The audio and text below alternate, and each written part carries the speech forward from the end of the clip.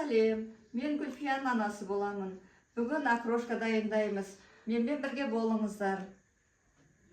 Бізге керек заттар: піскен жұмыртқа, картоп, қияр, чұжық, көкшөп, майонез. Майонездің орнына айран қоссаңыздар болады. Осы YouTube каналымда айранмен дайындалған окрошканың толық рецептісі бар. Енді ана майонезбен дайындайды екен. Шыны керек, жылына 1 рет окрошканы майонезбен дайындаса, денсаулыққа қатты зиян болады деп ойламаймын. Шұжықты турап жатыр. Это халал шұжық.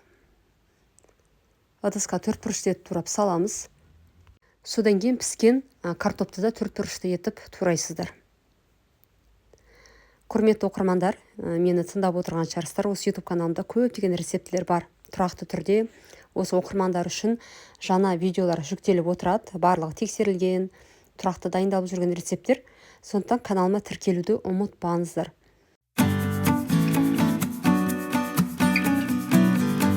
Картопты да турадық, жаңағы шұжықтың үстіне саламыз. Осы үлкен ыдысқа немесе кастрөлге дайындасаңыздар болады. Енді окрошка өзі тез желініп кететін ас қой. Күннің ыстығында. Және де қияр қосамыз. Қиярды 4 бұрышты етіп турайсыздар. Негізі барлығын 4 бұрышты етіп турайсыздар. Осы YouTube каналымда суық көженінде рецептісі бар. Міндетті түрде дайындап көріңіздер. Қазір жаздың ыстығында осындай суық көжелер өте жақсы желінеді.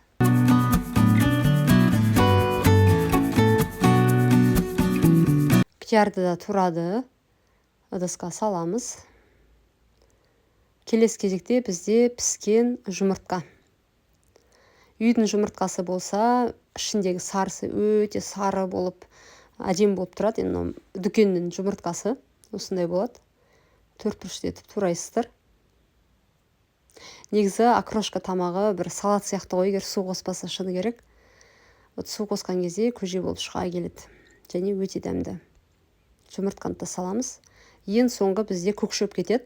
Көкшөпте енді әркім әрқалай қосады. Кейбір адамдар тек укропты ғана қосады, жуаны ғана қосады, петрушка қосатын адамдар да бар екен. Біз енді укроп пен жуаны қосып жатырмыз. Мамам өзінің бақшасынан алып келген. Барлығын саламыз ыдысқа. Және майонез саламыз. Жаңа айттым, майонездің орнына айран қоссаңыздар болады. Мен майонезді салдық және жақсылап араластырамыз. Жақсылап араластырғаннан кейін дәміне қарай тұз қосасыздар. Себебі майонездің тұзы жеткіліксіз болуы мүмкін. Жақсылап араластырып алуға қажет. Тұз қосамыз. Міне, тұз қосып жатыр. Дәміне қарай қосасыздар. Мына жақта анам көп қосқан жоқ негізі. Жақсы болып шықты дәмі. Суық су қосасыздар. Суық су қосып, фильтрленген су жақсылап араластыру қажет. Жылына 1 рет майонезбен дайындап жасап көріңіздер. Шынымен өте дәмді болып шығады екен. Және де алмалы уксус үлкен қасық толтырмай аздап қана қостық. Егер уксусты қосқыларыңыз келмесе, қоспай қойсаңыздар да болады. Қараңыздар, қандай әдемі болып шықты. Өте тез дайындалады. Шыны керек, енді бұл жерде тек жұмыртқа мен картопты ғана пісіргенге уақыт кететін шығар. Жалпы барлығы тез дайындалатын көже ғой. Күн ыстығында. Осымен біздің окрошкамыз дайын.